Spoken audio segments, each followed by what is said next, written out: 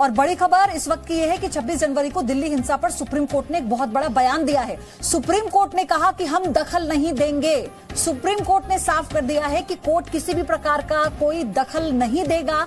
CJI ने प्रधानमंत्री के बयान का हवाला दिया अपनी इस टिप्पणी पर। उन्होंने कहा कि पीएम ने कहा था कि कानून अपना काम करेगा और इसीलिए अब इस मामले में कोई दखलंदाजी कोर्ट की नहीं होगी।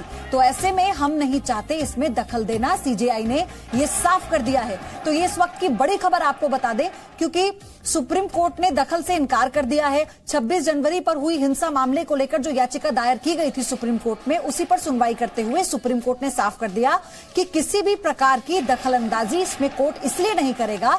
सीजेआई ने कहा कि हमने प्रधानमंत्री नरेंद्र मोदी को मीडिया में ये बयान देते हुए सुना था कि कानून अपना काम कर रहा है और करेगा। अब इसीलिए इसमें किसी भी प्रकार की दखलंदाजी ठीक नहीं होगी। आपको बता दें कि ट्रैक्टर रैली को लेकर भी सुप्रीम कोर्ट में जो याचिका दी गई थी, उस पर भी किसी भी तरह की टिप्पणी से सुप्रीम कोर्ट ने इनकार करते हुए कहा था कि ये दिल्ली पुलिस को तय करना होगा कि कौन दिल्ली आएगा कौन नहीं आएगा, ये कानून व्यवस्था का मामला है। अब एक बार फिर से जो हिंसा हुई, जब उस पर याचिका दी गई तो सुप्रीम कोर्ट ने साफ कर दिया कि कोर्ट की तरफ से किसी भी तरह की दखलंदाजी इस मामले में नहीं की जाएगी, क्योंकि प्रधानमंत्री ने कहा था कि कानून अपना काम कर रहा है। आप इसे ऐसे भी समझ सकते हैं कि जहां दिल्ली पुलिस अब लगातार एक्शन मोड में है, पहचान हो चुकी है उपद्रवियों की, इनाम घोषित किया जा चुका है, तो जो कानूनन जांच है वो आगे बढ़ती जा रही है और उसी दिशा में किसी भी दोषी को बख्शा नहीं जाएगा। यानी अब एक तरह से कोर्ट की तरफ से भी फ्री हैंड आप इसे कह सकते हैं कि दखलंदाजी ना करना ये बताता है कि पुलिस जिस तरह से इस मामले की जांच कर रही है वो कानूनी दायरा है और किसी को बख्शा नहीं जाएगा।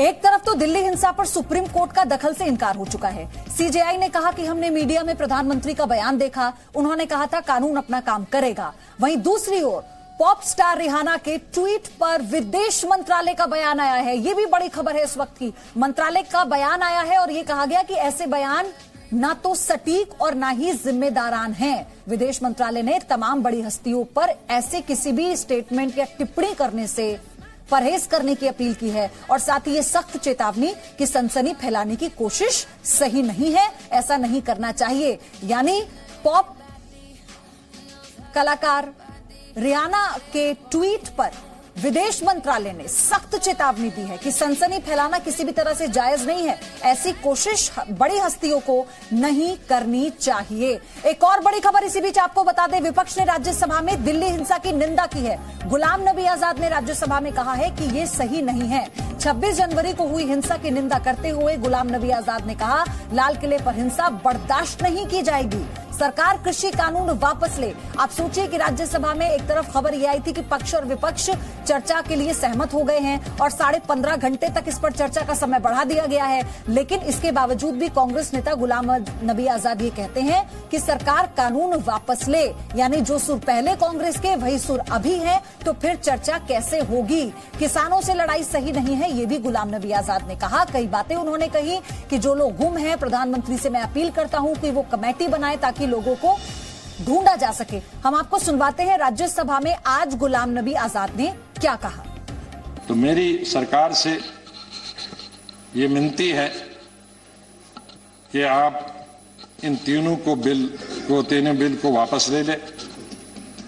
कुछ लोग गुम हो गए हैं, उनके बारे में माननीय प्रधानमंत्री जी से मैं निवेदन करूंगा कि कोई कमेटी बनाएं जो उनकी छानबीन करे कहां गए हैं 26 जनवरी को।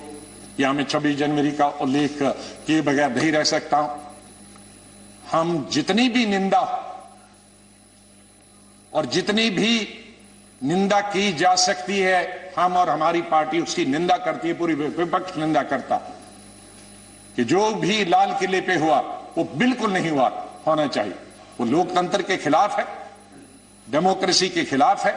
ऐसे लोग जो उसमें इन्वॉल्व थे उनको कड़ी से कड़ी सजा दी जानी चाहिए।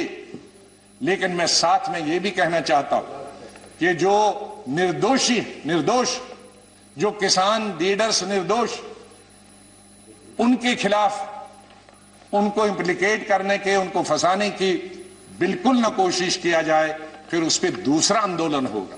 और मुझे पूरा विश्वास है कि सरकार प्रेस्टीज न बनाए इन बिल को वापस लाने के लिए, इन तीनों बिल को वापस ले, और ताकि और अगर माननीय प्रधानमंत्री जी के खुद ऐलान से ये हो जाए तो बहुत बड़ी बात होगी, बहुत बड़ा समाधान निकला। मैं निवेदन करूंगा माननीय प्रधानमंत्री, मैं माननीय प्रधानमंत्री जी से 2-3 निवेदन करूंगा। जैसे मैंने कहा कि किसानों के साथ हमें लड़ाई नहीं लड़नी। अंग्रेज जब ये तमाम चीजें मैंने दिया कि अल्टीमेटली अंग्रेजों ने विड्रॉ किया, तो हम क्यों नहीं कर सकते? हमारे भाई हैं, हमारे एक हैं। तो अगर सिलेक्ट कमेटी उस वक्त जाता, अगर स्टैंडिंग कमेटी ये जाता, तो शायद वो वक्त नहीं आता। तो मेरी सरकार से ये विनती है कि आप इन तीनों बिल को वापस ले लें। तो कांग्रेस की एक ही मांग कि बिल वापस लिए जाएं, यानी चर्चा जो 15 घंटे होनी थी उन्हें एक सेंटेंस में ही कांग्रेस ने अपने पक्ष के तौर पर रख दिया है। आगे बढ़ते हैं। किसान आंदोलन का 70वां दिन है और आज भी नए कृषि कानूनों पर तकरार जारी है। किसान नेता राकेश टिकैत आज जिंद खटकड़ टोल प्लाजा पर चल रहे प्रदर्शन में शामिल होंगे और इस दौरान बड़ी संख्या में किसानों के वहां पहुंचने की संभावना है। तो दूसरी ओर हरियाणा सरकार ने भी 7 जिलों में इंटरनेट सेवा पर आज शाम 5 बजे तक के लिए रोक बढ़ा दी है।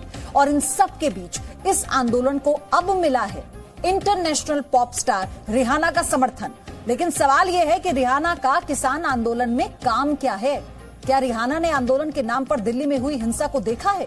क्या उन्होंने आंदोलनकारियों को पुलिस वालों पर ट्रैक्टर चढ़ाते हुए देखा है? अगर नहीं तो आइए आज इन्हें आंदोलन का वो चेहरा भी दिखाते हैं और साथ ही साथ देश को उन 12 चेहरों की भी पहचान करवाते हैं जिनकी तलाश दिल्ली पुलिस को है और जिन पर आरोप है 26 जनवरी को लाल किला समेत दिल्ली के कई इलाकों में हिंसा और उपद्रव फैलाने का।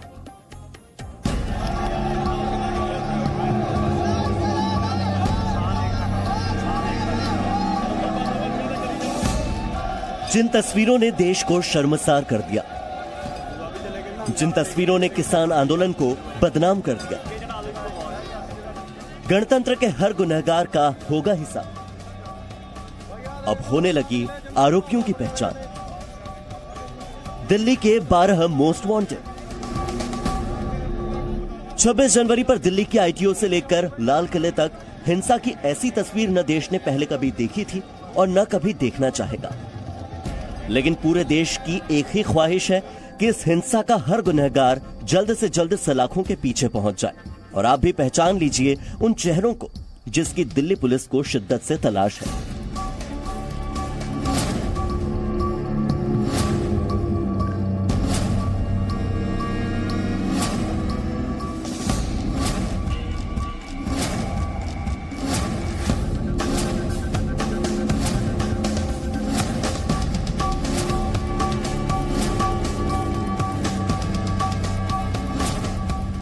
हाथों में डंडा, पीली पगड़ी, पीला और हरा जैकेट, ये दिल्ली पुलिस के लिए हिंसा का आरोपी है। हाथों में डंडा लिए इस शख्स की भी दिल्ली पुलिस को तलाश है।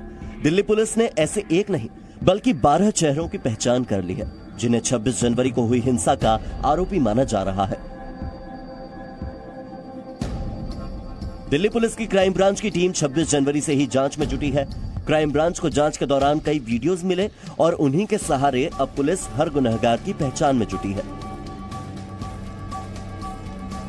वीडियो एनालिसिस और फोरेंसिक टीम की मदद से पुलिस ने 12 आरोपियों की पहचान कर भी ली है। क्राइम ब्रांच का मानना है कि इन आरोपियों ने लाल किला समेत कई जगहों पर हिंसा फैलाई, पुलिस वालों पर हमले किए। दिल्ली पुलिस कमिश्नर ये पहले ही बता चुके हैं कि उस दिन हिंसा में 510 पुलिस वाले घायल हुए थे और पुलिस हर गुनहगार को सजा दिलवाने में जुट गई है।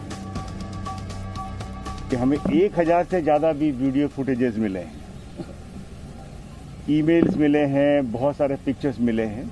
तो उन सभी को खंगाला जा रहा है।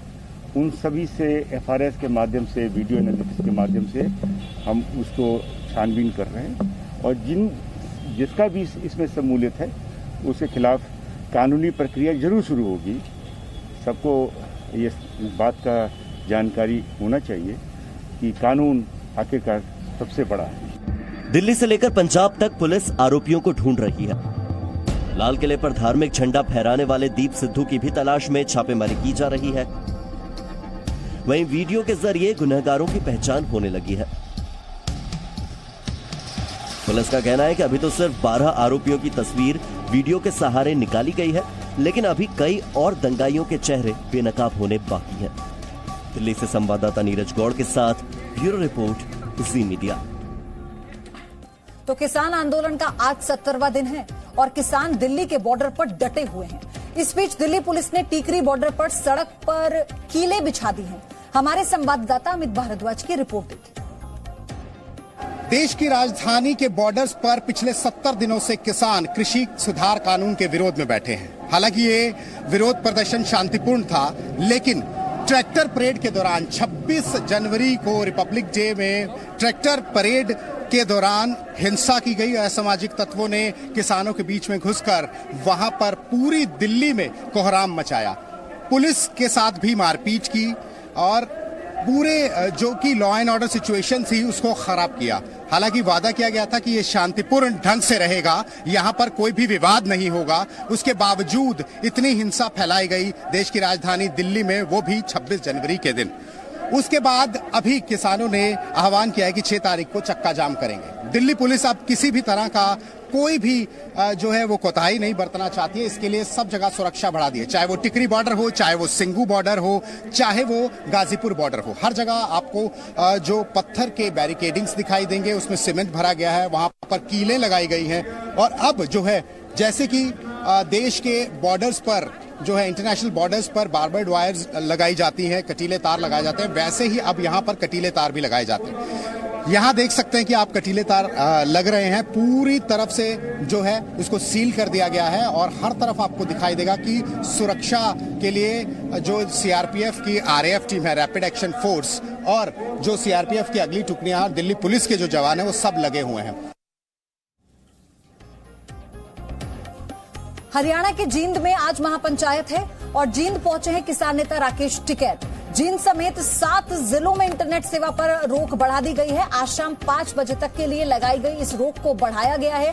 राकेश टिकैत पहुंच चुके हैं, कई जो खाप नेता हैं वो भी इसमें शामिल होंगे और आगे की रणनीति इस आंदोलन को लेकर क्या होगी, इसकी रूपरेखा क्या होगी, ये इस महापंचायत में तय किया जाना है। तो इस वक्त की बड़ी खबर है किसान आंदोलन से जुड़ी हुई। हरियाणा के जींद में आज महापंचायत है जिसमें किसान नेता राकेश टिकैत पहुंचे हैं।